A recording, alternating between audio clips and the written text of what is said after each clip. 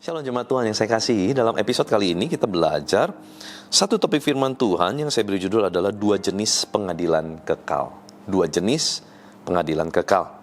2 Korintus 5 ayat 10, sebab kita semua harus menghadap tahta pengadilan Kristus, supaya setiap orang memperoleh apa yang patut diterimanya sesuai dengan yang dilakukannya dalam hidupnya ini, baik ataupun jahat. Nah saudara, semua kita yang dimaksud di sini adalah semua kita yang percaya pada Kristus. Maka kita menghadap tahta pengadilan Kristus. Nah kalau gitu yang selain itu apa? Selain itu ada yang namanya pengadilan tahta putih, yang dicatat pada Wahyu pasal 20 ayat 11. Nah bedanya apa? Di dalam tahta pengadilan Kristus berarti semua orang yang meninggal dalam kondisi terima Yesus sebagai Tuhan dan Juru Selamat. Apa yang diadili di sana? Kelakuan kita. Semua hal yang kita tabur di dalam Kristus, kebaikan, semua akan diadili dan ada upah yang menanti kita semua.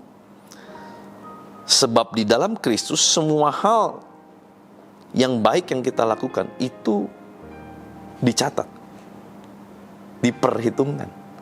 Makanya di kitab Wahyu dikatakan, berbahagialah orang yang meninggal sejak saat ini juga, sebab mereka boleh beristirahat dari segala jerih lelah mereka, dan segala perbuatan mereka menyertai mereka.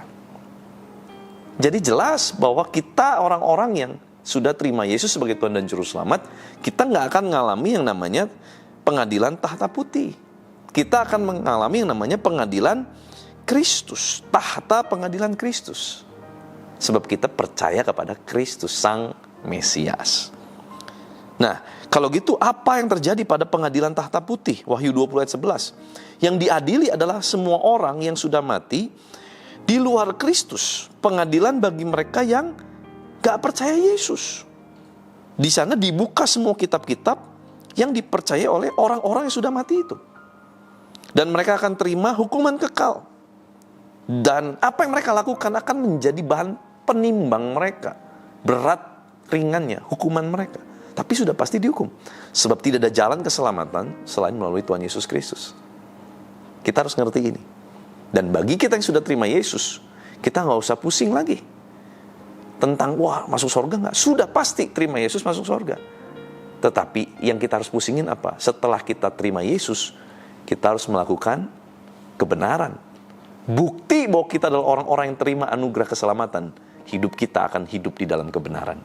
Bukti bahwa kita adalah orang-orang yang mengasihi Tuhan, kita akan melakukan hal-hal yang menyenangkan hati Tuhan. Bukan buat selamat, tapi karena sudah diselamatkan, kita akan melakukan sesuatu untuk Tuhan yang sudah menyelamatkan hidup kita. Jangan dibalik, saudara ya.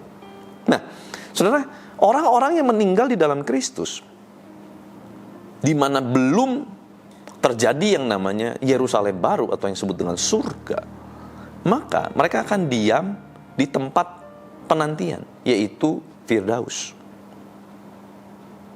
Tetapi untuk orang-orang yang di luar Kristus meninggal, mereka belum masuk kepada lautan api kekal, sebab itu nanti belum terjadi. Lautan api kekal atau neraka itu adalah tempat penghukuman untuk iblis sebetulnya. Nah sayang sekali, banyak orang yang akhirnya mau ikut sama iblis karena nggak mau percaya sama Tuhan, nggak mau percaya sama Tuhan Yesus. Ya mereka masuk neraka nanti bareng-bareng sama iblis. Jadi saudara perlu memahami ini, bahwa neraka adalah tempat iblis dihukum. Iblis nggak mau sendirian ya, dia bawa orang-orang. Kalau bisa orang percaya juga dibawa, dibikin sakit hati, dibikin kecewa, dibikin murtad, dibikin akhirnya meninggalkan Kristus, dibikin akhirnya menyangkal imannya kepada Kristus, dibikin akhirnya apalagi mendukakan Roh Kudus, menghujat Roh Kudus Allah, sampai akhirnya mereka masuk bersama-sama ke neraka. Nah, neraka belum ada. Jadi apa tempat penantian yang buat mereka nggak percaya Yesus? Hades. Ada yang namanya Hades, tempat penantian. Mungkin saya nggak tahu Mungkin ini yang banyak disaksikan oleh orang-orang yang mengalami koma, terus mengalami penglihatan tentang penyiksaan-penyiksaan. Mungkin ini adalah terjadi di Hades. Sebab kalau bicara soal neraka, jelas Alkitab mencatat itu adalah tempat api kekal, tidak ada ujungnya, tidak ada habisnya, dan itu adalah sebenarnya tempat penghukuman iblis. Dan belum dibuka. Nanti akan dibuka untuk menjadi tempat penghukuman iblis. Jadi kita ngerti sekarang ya. Nah saudara yang udah di dalam Kristus, fokus aja melakukan kebenaran. Nggak usah pusing yang lain. Udah nggak usah pusingin lagi masuk surga, enggak. Tapi Pak, saya masih jatuh bangun dalam dosa. Fokus aja melakukan yang benar. Fokus kepada Allah, fokus kepada pertobatan. Fokus setiap hari melakukan pertobatan. Kalau jatuh, bertobat. Jatuh, minta ampun. Bereskan. Tinggalkan. Arahkan pandangan kita terus kepada Kristus. Itu yang kita harus kerjakan hari-hari ini. Jadi kita tidak lagi dibebani soal yakin gak yakin masuk surga. Kalau saudara sudah terima Tuhan Yesus dengan mulut mengaku hati percaya bahwa Dia adalah Sang Juru Selamat, Kristus, Sang Mesias, dan Dia akan datang kembali menjemput kita, maka kita tidak perlu lagi khawatir tentang keselamatan. Fokuslah melakukan firman Tuhan. Yuk kita berdoa. Tuhan, terima kasih buat firman-Mu mengajar kami, pengajaran yang luar biasa Tuhan singkapkan. Kami mengerti Tuhan sekarang, kami tidak perlu lagi hidup di dalam ketakutan, sebab sorga bukanlah sebuah kemudah-mudahan, tetapi sebuah kepastian bagi setiap kami yang percaya kepada nama Yesus. Kami pasti diselamatkan, dan kami akan fokus melakukan kebenaran, hidup di dalam takut akan Tuhan, fokus hidup dalam pertobatan, sehingga hari lepas hari, kami boleh semakin serupa dengan gambaran Kristus. Terima kasih Tuhan, berkati kami. Khusus berdoa buat mungkin rekan-rekan keluarga, orang-orang terdekat kami yang sudah undur, sudah jauh meninggalkan Tuhan, kecewa mungkin meninggalkan Tuhan. Biar mereka boleh kembali. Mereka boleh mengecap kasih Kristus. Mereka boleh menikmati kembali persekutuan di dalam Kristus. Mereka boleh kembali sungguh-sungguh hidup ikut Kristus. Terima kasih Bapa.